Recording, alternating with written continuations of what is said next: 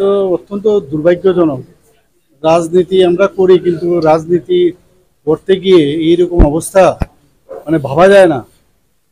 আমরা চাইছি যে এই ধরনের রাজনীতি থেকে আমরা বেরিয়ে আসা। আজকে মাননীয় প্রধানমন্ত্রীজির, আপনারা সবাই জানেন যে ওনার 124তম যে মন কি বাত অনুষ্ঠান ছিল, সারা ত্রিপুরাতে হচ্ছে, সারা ভারতবর্ষে হচ্ছে। মানুষ উদ্গ্রীব হয়ে তাকিয়ে থাকে।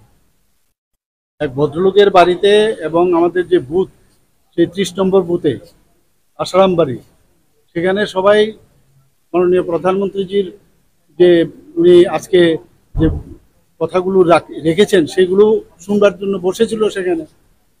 এবং আমাদের নিয়ম অনুসারে যে প্রতি মাসের শেষ রোববারে সেটা হয়, আর তাই শুনছিল। হঠাৎ করে এই মথার কিছু লোক এসে আক্রমণ করলো এবং যে বাড়িতে, সেখানে তো ভাঙলোই।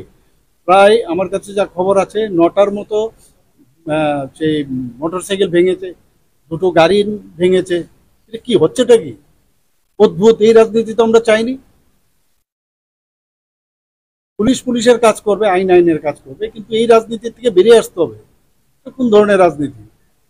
35 বছরের রাজনীতি আমরা দেখেছি, 5 বছরের রাজনীতিও দেখেছি। আমরা চাইছি একটা সুস্থ পরিবেশ ত্রিপুরাতে আমরা তৈরি করার জন্য। এটা কি গায়ের জোর দিয়ে কি রাজনীতি হবে? আইন আইনের পথে চলবে এবং কোনো অবস্থায় এগুলোকে আমরা কোনো অবস্থায় এটাকে আমরা কিন্তু স্বীকৃতি দেই না এবং সেটাকে ছাড়া হবে।